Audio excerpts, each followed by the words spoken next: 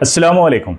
पटना की बांकीपुर सीट जो 1995 से बीजेपी का वो अभेद किला थी जिसे कोई नहीं भेद पाया, वो आज फाइनली ढह गई है।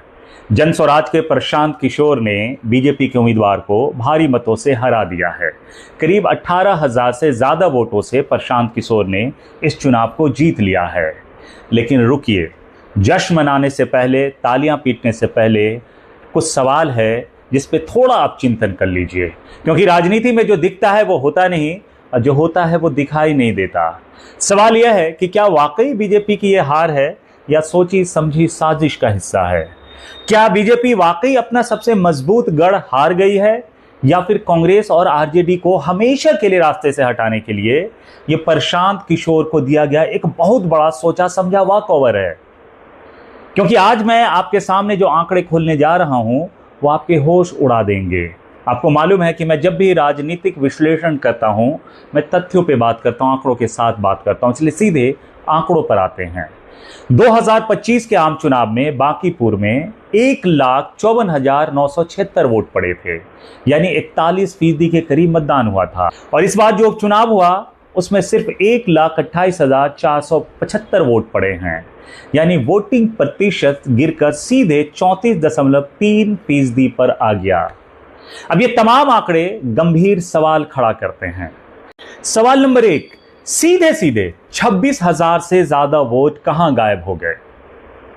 क्योंकि सोचने वाली बात यह है कि बीजेपी का वो कोर कैडर, संघ की वो मशीनरी जो एक एक वोटर को खटिया से उठाकर बूथ तक लेके जाती है, वो अचानक इस चुनाव में खामोश क्यों हो गई?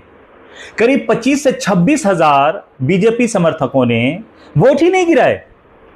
क्या मशीनरी को सुस्त रखने की कोई ऊपर से सेटिंग थी या आला कमान की तरफ से कोई संदेश आया था? ये तमाम सवाल अब खड़े होते हैं। सवाल नंबर 2, नितिन नवीन जो इस सीट से लगातार 5 बार विधायक रहे, जिन्होंने 2025 में 50,000 से ज्यादा के मार्जिन से विरोधियों को धो दिया था, उन्हें अचानक राज्यसभा क्यों भेज दिया गया? वो तो मंत्रालय डिजर्व करते थे, मुख्यमंत्री तक डिजर्व करते थे बिहार का बनना। फिर बांकीपुर की सीट अचानक खाली कर दी गई और उनकी जगह एकदम नया उम्मीदवार नीरज कुमार को मैदान में उतार दिया गया। क्या ये जानबूझकर अपने ही पैरों पर कुल्हाड़ी मारने की स्क्रिप्ट थी? अब आप सोचेंगे कि कोई भी पार्टी अपनी जीती जिताई सीट क्यों हारेगी, लेकिन मेरे दोस्त, जवाब छिपा है राष्ट्रीय राजनीति की विसात पर। आज पूरे देश में राहुल गांधी एक जननायक के तौर पर उभर रहे हैं। एक अंडर करंट है राहुल गांधी का। अभी मध्य प्रदेश के दतिया उपचुनाव में भी कांग्रेस ने लगातार दूसरी बार जीत दर्ज की है, यानी अपनी लहर साबित कर दी है। यूपी, पंजाब, हर जगह बदलाव की सुगबुगाहट है। बिहार में नीतीश कुमार का जादू खत्म होने के बाद जो खालीपन आया है, उसमें बिहार का वोटर, खासकर युवा और सेकुलर वोटर, सीधे सीधे राहुल गांधी और तेजस्वी यादव के गठबंधन की तरफ मुड़ता हुआ दिख रहा था। और यही रचा गया राजनीति का सबसे बड़ा चक्रव्यूह। अगर बिहार में विपक्ष का चेहरा सिर्फ और सिर्फ आरजेडी और कांग्रेस होती, तो आने वाले बड़े चुनावों में बीजेपी को सीधा सीधा नुकसान होता, यह साफ दिखाई दे रहा था। बीजेपी के चाणक्यों को फिर एक जरूरत थी एक ऐसे तीसरे मोर्चे की जो सेकुलर, युवा और एंटी इनकम्बेंसी वोटों को बांट सके। इसलिए समझने वाली बात यह है कि अगर आज प्रशांत किशोर बांकीपुर चुनाव हार जाते तो बिहार में उनका गुब्बारा पूरी तरह से फूट जाता। लोग कहते ये तो एक सीट नहीं निकाल पाए, ये बाईपोल में भी चुनाव नहीं जीत पाए, ये क्या विकल्प बनेंगे? इसलिए बांकीपुर की एक सीट की बलि देकर प्रशांत किशोर को बिहार में ऑफिशियली, आधिकारिक तौर पर एक मजबूत और विजयी विकल्प बना दिया गया है। इस जीत का ये भी एक स्क्रिप्ट लोग बता रहे हैं। अब सोचिए अगले चुनाव में क्या होगा। प्रशांत किशोर मैदान में उतरेंगे, सेकुलर वोट मांगेंगे। वो वोट किसका काटेंगे? आरजेडी का। वो किसका वोट काटेंगे? कांग्रेस का।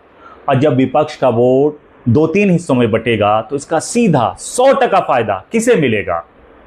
आप बिल्कुल सही सोच रहे हैं, सही जगह पहुंच रहे हैं। भारतीय जनता पार्टी को इसका फायदा मिलेगा। और इसी को शतरंज की विसात कहते हैं, प्यादे की बलि देकर सीधे वजीर को घेरना।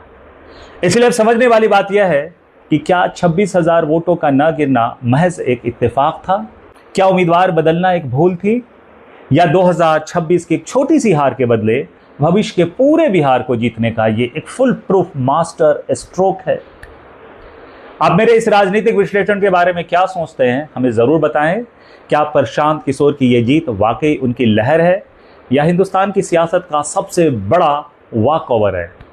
इस वीडियो को इतना शेयर कीजिए कि ये आंकड़े और ये राजनीतिक सच हर मोबाइल तक पहुंचे। बहुत बहुत शुक्रिया। जय हिंद।